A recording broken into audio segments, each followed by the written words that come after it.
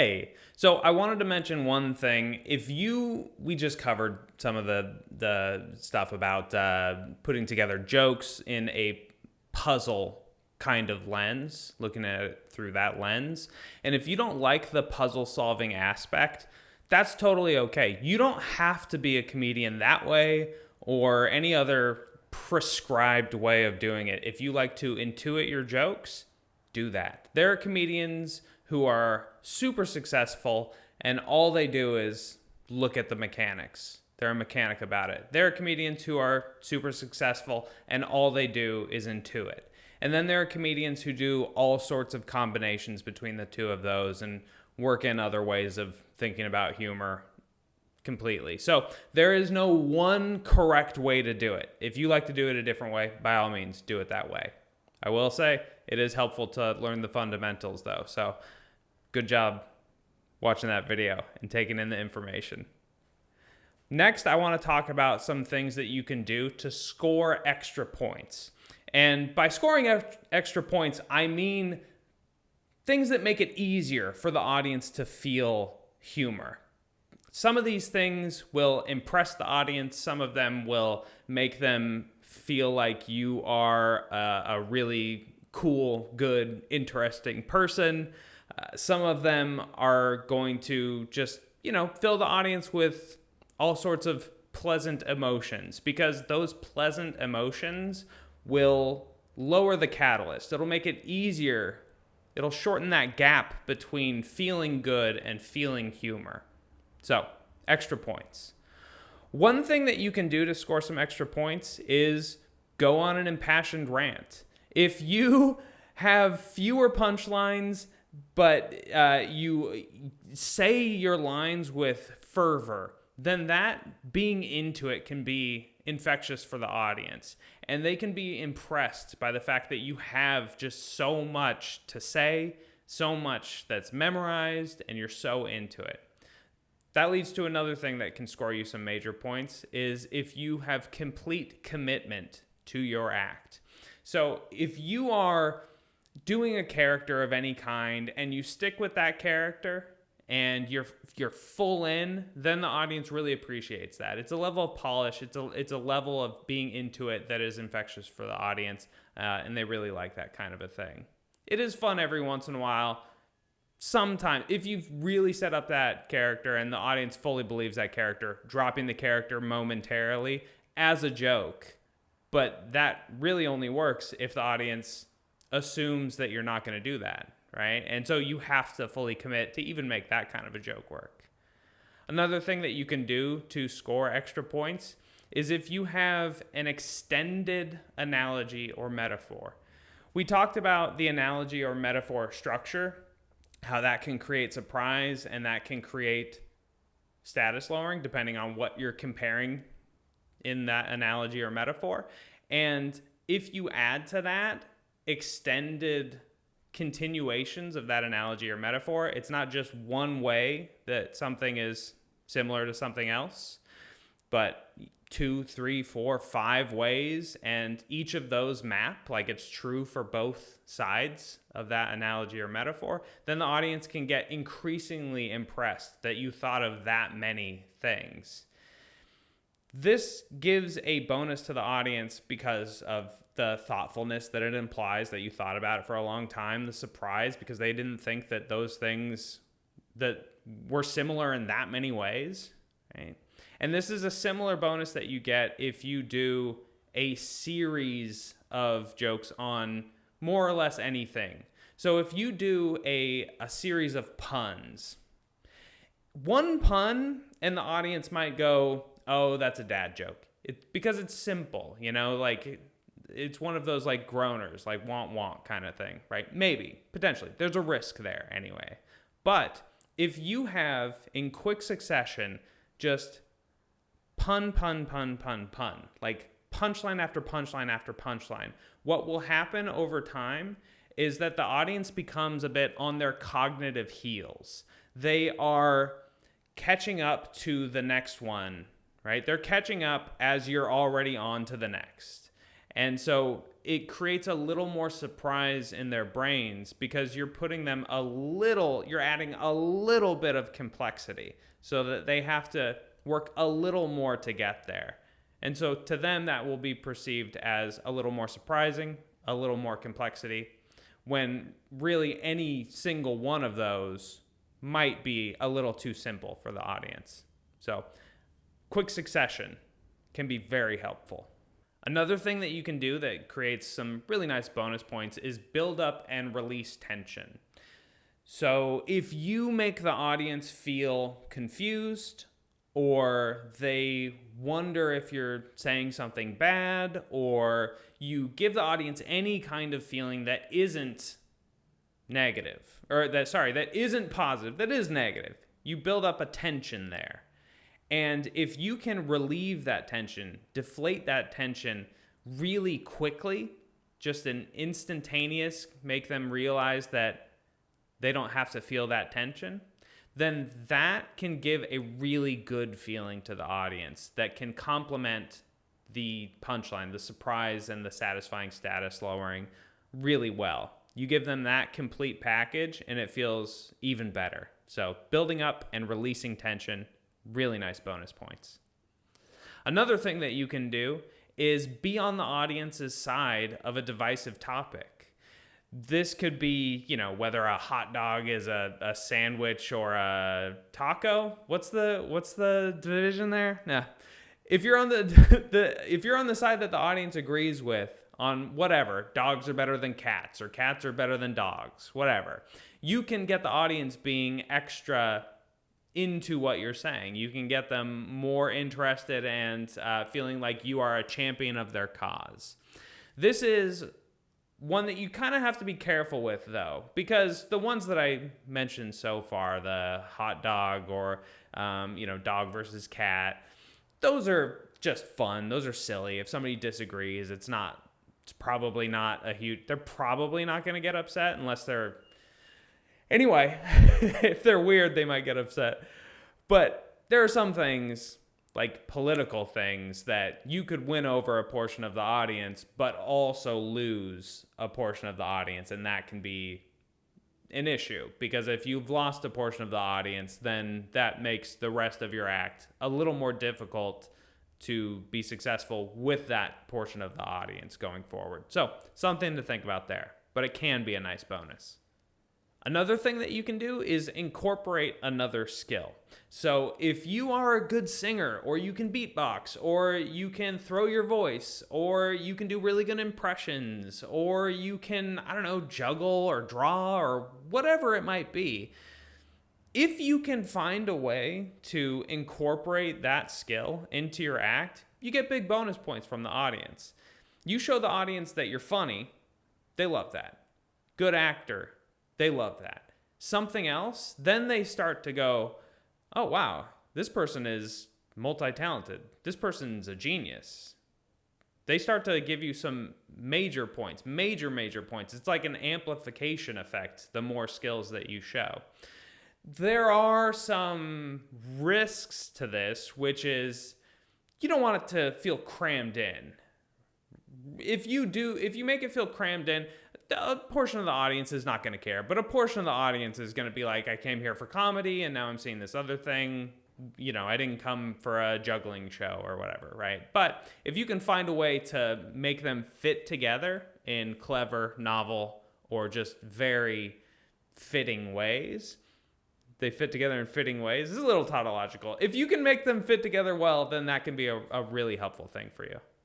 Nostalgia can be another helpful thing for getting some bonus points from the audience. Helping the people remember a thing that they had forgotten it creates this recipe, this concoction of emotions that it's got some longing, it's got a little tinge of sadness, but it's also something that adds some affinity. They like that concoction of emotions. And so if you can give that to them while also giving them humor through your stand-up act, then you start to look like a multi-layered comedian, somebody who's doing so much for their audience. And I guess this is more generalizable than just nostalgia, but that's one way to do it. But if you can provide more things for your audience at the same time as you're giving them that humor, then the audience will like what you're doing for them even more. Right? And I guess that's true for stories, or if you're teaching the audience, or if you are just giving them some other layer of entertainment at the same time. That can be just a really nice concoction of emotions that you give to the audience. I guess that leads to the next one, which is have a point. If the thing that you're talking about also contributes to a point that you're trying to make, then you are giving the audience multiple things at the same time. You're giving them that humor, that awesome, those great jokes that you wrote, but also you're teaching them something. That point that you're making is a lesson that you're working towards. And so both of those, giving them that at the same time, can be super helpful. You can layer up so many of these bonus points at the same time to great effect for the audience. All right, this next one, I am realizing now that it doesn't super duper fit with the bonus points. It's more of a don't get negative points kind of thing, but it's still useful, so I might as well tell you. If you repeat words in the punchline that you said in the setup, then that has a very minor negative effect. The audience will be, a portion of them will be clocking in their brains the fact that a word was repeated in the punchline. They'll go like, I remember that word from the setup, right? And there's a potential of them thinking, is there a significance to that repetition of the word? And all of those thoughts will happen in like a split second or 1 second. But you don't want anything getting in the way of them appreciating the humor. And so if you can, avoid repeating words in the punchline that you have in the setup. Okay, those are some ways that you can score bonus points in your stand-up act, things that you should think about ahead of time and potentially incorporate to those great jokes that you wrote. And if you do that, man, your act is just getting better and better. Next, I want to talk a little bit about shocking humor, or what's called blue humor. So that's humor that is beyond the pale in some way, whether it's too violent, too sexual, too mean, or anything else that people would regard as not okay socially. So when we are making jokes with our friends, depending on the dynamic that you have with your friends, you may make jokes that are beyond the pale, and your friends might laugh really hard at those jokes. And part of what your friends are laughing at is the disconnect between who they know you are and this thing that you said. It's funny to them because they know you're not a bad person. It's silly that you said this thing that a bad person would say. And that's part of the humor that they get out of it. Unless, I mean, I'm assuming that your friends are not laughing genuinely at the bad thing. They might. And if that's the case, yeah, that sucks. Anyway, if you are in front of an audience, though, the audience doesn't know you. And we all know that bad people exist out there. And so they're worrying, is this comedian a bad person? Are they joking or are they joking? You know, like, are they going like, ha ha ha, unless? So you don't want them to have that worry. You don't want them to think, does this comedian on a certain level actually believe these bad things that they're saying? So you're going to need to distinguish yourself from that thing so that they know that you are not that thing that you said, so that they can get the humor the way that your friends do. And there are ways that you can do that. One way is if you give that thing, that bad thing, to a hypothetical character. So if you say that somebody else said this thing to you, then, or you overheard someone say this thing, then it's not you. The audience is not thinking that you think this thing or that you said this thing or did this thing. It's somebody else. And that gives you the luxury, too, of being able to judge that thing with the audience. And so you can extra put yourself on the right side of whatever issue it is. Another thing that you can do is add some absurdity or some line that shows awareness that that thing is bad, and it kind of lets the audience know on a certain level where you really are with regard to that thing that you're saying. So if you say something that is beyond the pale and that creates some tension, like we talked about earlier, that tension, it can be a really useful tool, because if you can deflate that tension really quickly, then you get bonus points, right? So you create some tension with a beyond the pale thing. Okay. You could say after that, I'm available for kids' parties, or I'm available for church functions, or, something that shows awareness that this thing is bad. Because obviously, nobody would want you to say beyond the pale things, really bad things, at a children's party or at a church function or something like that. And so that awareness lets the audience know that you know that that thing is bad. And you think that that thing is bad also, because you wouldn't make that kind of a joke if you genuinely believe that kind of a thing. And so it deflates that tension, and it helps the audience have fun with that thing that you just said. Another thing that you can do, and this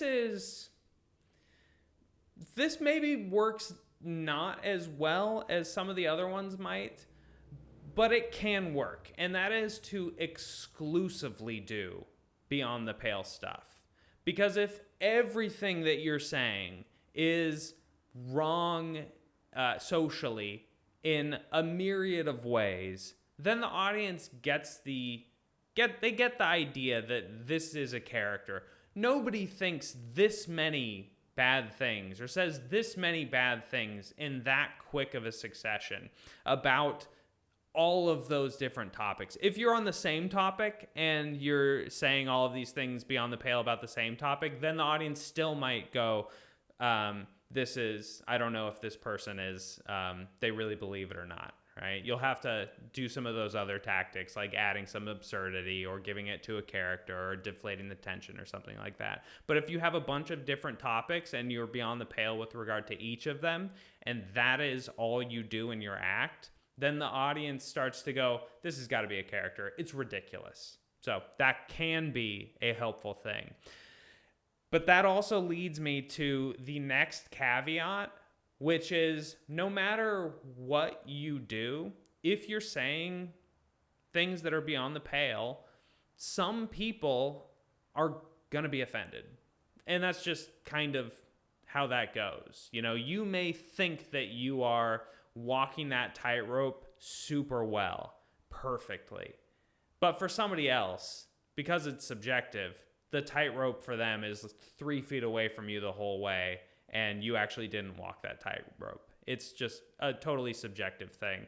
And, it's a risk that you run. But for some people, if you walk that tightrope really well, it's so impressive because they didn't think that they would laugh at this kind of a joke, but then they are. And that's super cool. That's a really kind of a magical thing that you can do. It takes a lot of work and there's more risk, but it can be really fun. All right, those are my tips on shock and blue humor. It makes me so nervous to give tips about this. I want you to have a great set. And, the learning curve on shock and blue humor can just be a little bit steeper. So if that's the way that you choose to go, be ready for it. All right, I want to give a quick note on implication, implied punchlines. Implying the punchline can be a really helpful thing for adding some surprise to your punchline.